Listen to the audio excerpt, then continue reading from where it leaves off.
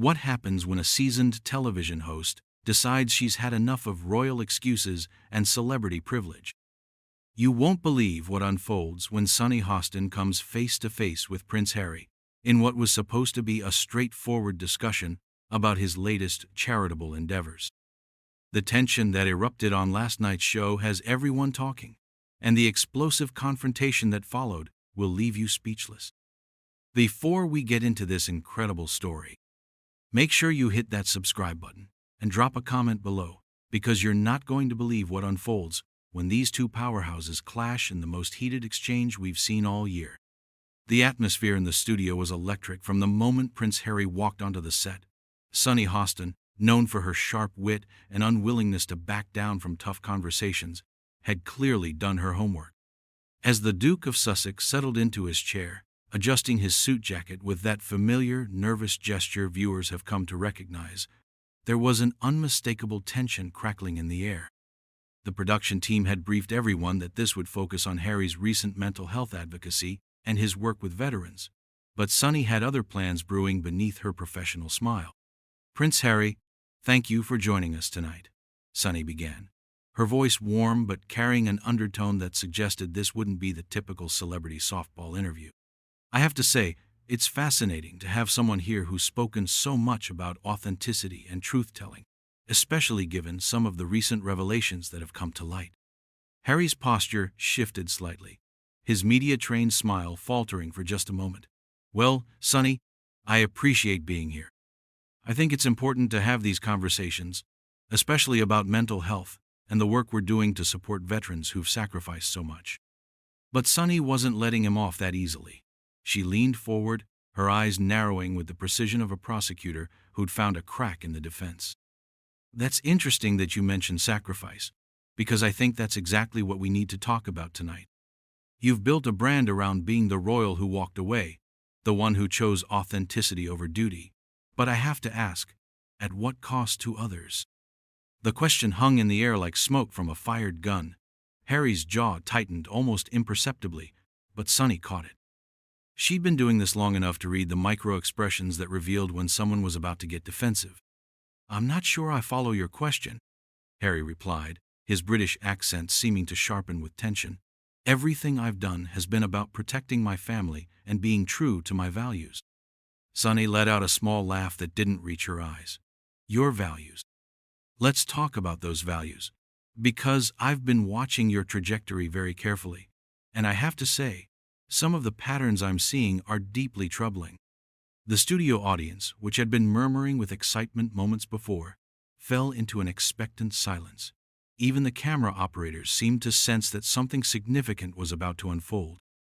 Sunny had that look, the same expression she wore when she was about to deliver a legal argument that would dismantle her opponent piece by piece. "You see, Prince Harry, you've positioned yourself as this champion of privacy and mental health, this advocate for authenticity. But every time you claim to want privacy, you sign another multi-million-dollar deal to tell your story. Every time you talk about protecting your family, you throw another family member under the bus in the process." Harry's hands, which had been resting casually on the armrests of his chair, now gripped them tightly. "I think that's a very unfair characterization of what I've been trying to do. I've been trying to break cycles of pain and create a better future for my children." "Break cycles?" Sunny's voice rose slightly, and there was no mistaking the skepticism dripping from every word.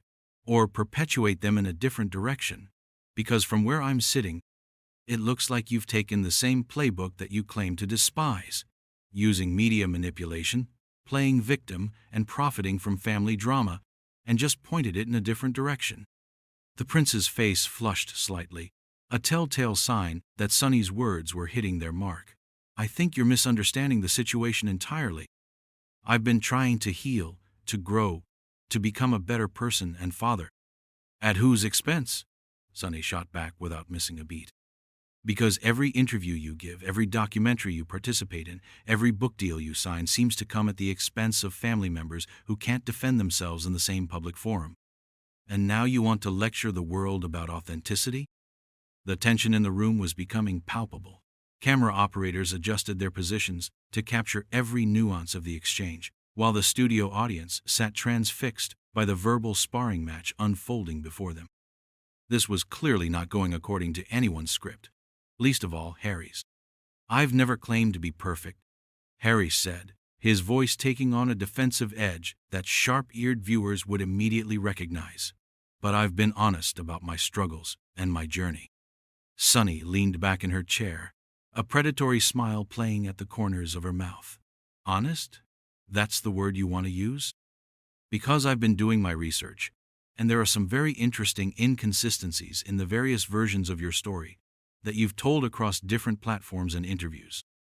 The prince's media training was clearly kicking in as he tried to maintain his composure, but cracks were beginning to show. "I think context is important in any conversation about complex family dynamics and personal growth." "Context," Sunny repeated, her tone making it clear she found the word insufficient. "Let's talk about context then. The context of a man who grew up with unimaginable privilege, who was given every opportunity, every advantage, and who now makes millions by complaining about how hard his life has been." The studio fell into an almost uncomfortable silence as those words landed. Harry's face went through a series of micro-expressions: surprise, anger, calculation, as he processed what had just been said and formulated his response. But Sunny wasn't finished.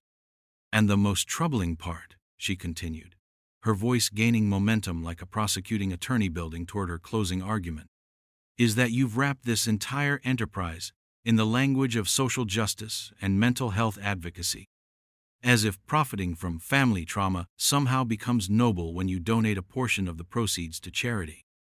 Harry's carefully maintained composure was beginning to crack in earnest now. His voice, when he finally spoke, carried a new edge of irritation. "I think you're deliberately mischaracterizing my motivations and the work that I'm doing." But Sunny was just getting started, and as she prepared to deliver her next verbal assault, it became clear that this confrontation was about to escalate far beyond what anyone in that studio could have anticipated. "Let me ask you something directly, Prince Harry," Sunny said, her voice cutting through the tension like a blade. "When you decided to write your memoir, when you chose to sit down for those tell-all interviews, did you ever stop to consider the collateral damage? Did you ever think about the people who couldn't fight back?" Harry's eyes flashed with something dangerous. "I think everyone has the right to tell their own story, Sunny. And I think it's pretty rich coming from someone who makes a living dissecting other people's lives on television." The audience drew in a collective breath. This was the moment when professional courtesy died and personal animosity took over. Sunny's smile turned razor sharp. "That's exactly the response I expected," she said, nodding as if Harry had just proven her point. "Deflection. Attack the messenger when you can't defend the message. It's the same playbook every entitled celebrity uses when they're called out on their behavior." "Entitled?" Harry's voice rose for the first time, his carefully maintained composure finally beginning to crack. "You want to talk about entitled? You sit here in your ivory tower, judging people you've never met, making assumptions about situations you know nothing about." Sunny leaned forward, sensing blood in the water. "I know what I see, Prince Harry. I see a pattern of behavior that's deeply concerning. You claim to want privacy, while simultaneously selling that privacy to the highest bidder. You talk about breaking cycles, while perpetuating the exact same behaviors you claim to despise." "You don't know what you're talking about," Harry shot back, his accent becoming more pronounced as his agitation grew. "You have no idea what it's like to grow up in that environment, to have every aspect of your life scrutinized and controlled." "And there it is," Sunny said, triumph evident in her voice. "The victim card. Right on schedule. Because whenever you're confronted with the consequences of your choices, it's always someone else's fault, isn't it? It's the media's fault. It's your family's fault. It's the institution's fault. Never your fault." The studio was electric with tension now. Production assistants were frantically whispering into their headsets, unsure whether to intervene or let this combustible situation continue. The cameras continued rolling, capturing every micro-expression, every flash of anger, every moment of this rapidly deteriorating interview. I've taken responsibility for my mistakes, Harry said through gritted teeth. But I won't sit here and be lectured by someone who's never walked in my shoes. Sunny laughed, a sound devoid of any warmth. Walked in your shoes? You mean diamond-encrusted shoes that were handed to you at birth? You want to talk about walking in shoes? Let's talk about the people whose lives you've impacted with your choices. Let's talk about your father, dealing with cancer while you're out there selling stories about private family conversations. Harry's face went pale, then flushed red. How dare you bring up my father's health? That's completely out of line. Out of line? Sunny's voice rose to match his. You know what's out of line? Profiting from family pain while positioning yourself as some kind of humanitarian hero. You know what's out of line? Using your mother's memory as emotional blackmail every time someone questions your motives. The mention of his mother was clearly the wrong button to push. Harry shot to his feet, his chair scraping against the studio floor, with a harsh sound that echoed through the suddenly silent space. Don't you dare, he said, his voice low and dangerous. Don't you dare bring my mother into this. But Sunny wasn't backing down. She remained seated, looking up at him with unflinching determination. Why not? You bring her into everything else. Every interview, every speech, every justification for your behavior. My mother would have wanted this. My mother would have understood that. You've turned her memory into a marketing tool. That's enough, Harry said, his hands visibly shaking with rage. I came here in good faith to talk about important issues, and you've turned this into a character assassination. Good faith? Sunny stood up now, meeting him at eye level. Good faith would have been being honest about your motivations from the beginning. Good faith would have been acknowledging the hurt you've caused, instead of constantly playing the victim. Good faith would have been having this conversation without your PR team pre-approving every question. My PR team didn't approve anything, Harry snapped. And if they had, they would have warned me about walking into an ambush. Sunny's eyes lit up with vindication. An ambush? Is that what we're calling accountability now? Because from where I stand, this is the first time someone has asked you real questions instead of lobbing you softballs and letting you control the narrative. The confrontation had reached a crescendo that nobody in the studio could have predicted. Two strong-willed personalities, each convinced of their own righteousness, facing off in a battle that had transcended the boundaries of a typical interview. The air itself seemed to crackle with animosity. You know what your problem is, Sunny?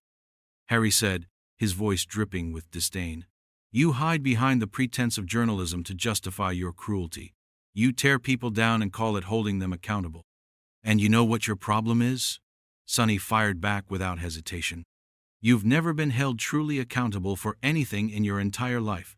So the moment someone asks you hard questions, you fall apart and start throwing accusations. The studio audience was watching this exchange like spectators at a tennis match, heads turning back and forth between the two combatants. Some looked uncomfortable. Others appeared riveted by the raw emotion on display. This was television gold, even if it was rapidly spiraling out of control. I've been held accountable, Harry insisted, though his voice lacked conviction.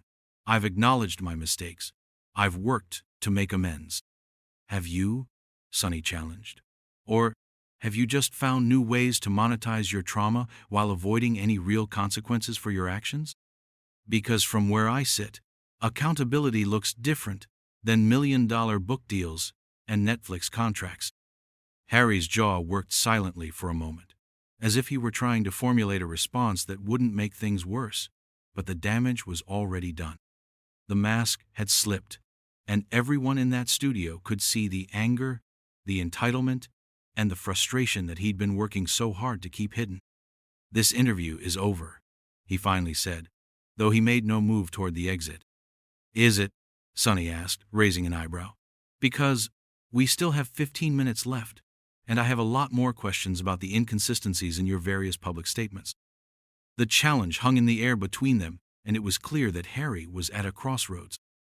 He could walk away and look like he was running from the confrontation, or he could stay and risk further damage to his carefully cultivated image. Either way, Sunny had him exactly where she wanted him, and everyone in that studio could sense that the worst was yet to come. Harry's decision came swift and decisive.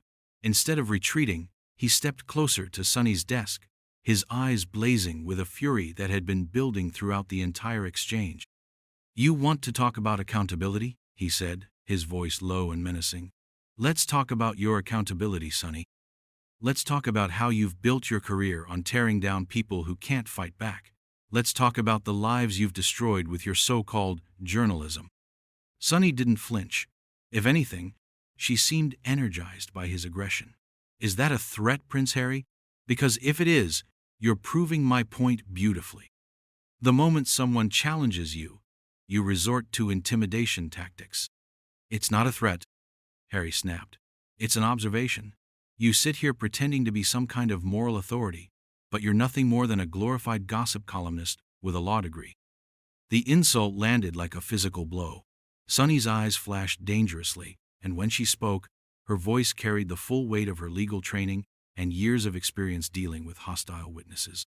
"A gossip columnist?" she repeated, her tone deadly calm. "That's rich, coming from someone whose entire post-royal career has been built on gossip.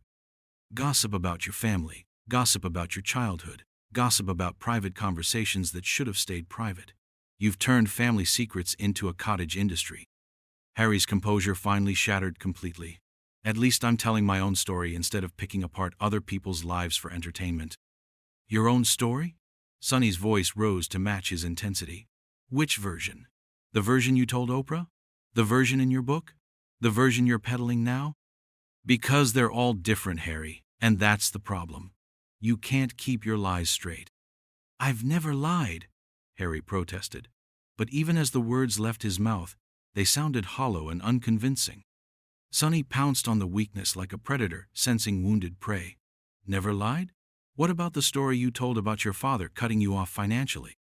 What about the claims you made about the royal family's response to your mental health struggles? What about the timeline of events you've presented regarding your decision to leave?" "Because I've done my homework, Prince Harry, and none of it adds up." The studio had become a pressure cooker of tension. Camera operators zoomed in to capture every facial expression, every gesture, every sign of the emotional breakdown that seemed inevitable. The audience sat in stunned silence, witnessing what was clearly the most explosive interview confrontation in recent memory. Harry's hands were shaking now. Whether from rage or panic, it was impossible to tell. "You don't know what you're talking about. You weren't there. You don't know what really happened." "Then tell me," Sunny challenged, leaning forward like a prosecutor delivering a closing argument. "Tell me the truth. Not the sanitized PR-approved version. Not the victim narrative you've been selling. Tell me what really happened and why you felt the need to change your story every time you tell it." "I don't owe you anything," Harry said, his voice breaking slightly. "I don't owe you explanations or justifications or anything else." "You're right," Sunny agreed, nodding slowly. "You don't owe me anything. But you owe something to all the people who've supported you, who've believed in you, who've defended you when others questioned your motives. Don't you think they deserve the truth?" For a moment, something flickered across Harry's face. Vulnerability, perhaps, or recognition. But it was gone as quickly as it had appeared, replaced by a mask of cold fury. "The truth?" he said, his voice dripping with sarcasm. "You want the truth? The truth is that people like you will never be satisfied. No matter what I do, no matter how much I try to make amends or move forward, there will always be someone like you waiting to tear me down for their own benefit." Sunny stood up slowly, her movement deliberate and controlled. "People like me? You mean people who ask hard questions? People who don't bow and scrape because you were born into privilege? People who expect you to take real responsibility for your actions? People who profit from other people's pain?" Harry shot back. "People who hide behind righteousness while destroying lives for ratings." The accusation hung between them like a gauntlet thrown down in challenge. Sunny's response was swift and devastating. "You want to talk about profiting from pain? You've made millions selling your family's private moments. You've turned your mother's death, your father's struggles, your brother's relationship into content for your various projects.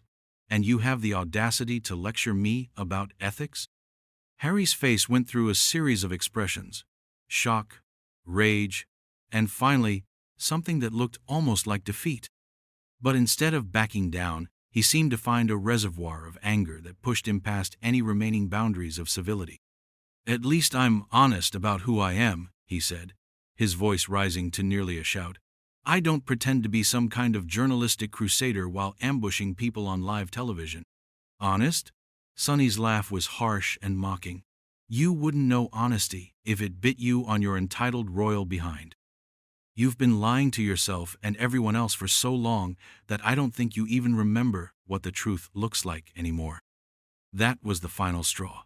Harry's face contorted with rage, and he took a step toward Sunny's desk that made several security personnel visible shift in their positions. "How dare you?" he said, his voice shaking with fury. "How dare you sit there and question my integrity when you've spent this entire interview trying to destroy me for ratings?" "I didn't have to try to destroy you," Sunny replied, her voice steady despite the intensity of the moment. "You've done that perfectly well yourself. I just asked questions. If the answers make you look bad, that's not my fault. That's yours." Harry stared at her for a long moment, his chest rising and falling rapidly. The studio was so quiet that the hum of the cameras was audible. Everyone seemed to be holding their breath, waiting to see what would happen next. Finally, Harry straightened his jacket with sharp, angry movements. His voice, when he spoke, was cold and controlled, but everyone could hear the barely contained fury underneath. "This has been the most unprofessional, biased, and frankly disgusting interview I've ever experienced," he said, his words clipped and precise. "You should be ashamed of yourself, Sunny. This isn't journalism, it's a hatchet job." Sunny remained standing behind her desk, unmoved by his words. "The only thing I'm ashamed of is that it took this long for someone to ask you these questions." Harry's jaw worked silently for a moment, as if he were trying to formulate one final devastating comeback. But instead, he simply shook his head in apparent disgust.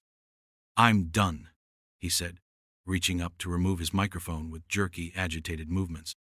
"This is exactly the kind of toxic behavior that I left England to escape, and I refuse to subject myself to it for one more second." He threw the microphone down on his chair with enough force that the sound echoed through the studio's speakers.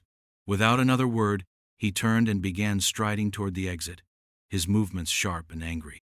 "Prince Harry, we still have 8 minutes left," Sunny called after him, but her tone suggested she wasn't particularly disappointed by his departure. Harry paused at the edge of the set, turning back one final time. "8 minutes too many," he said, his voice carrying clearly across the silent studio. "Good luck with your career, Sunny. I hope destroying people on television is everything you thought it would be."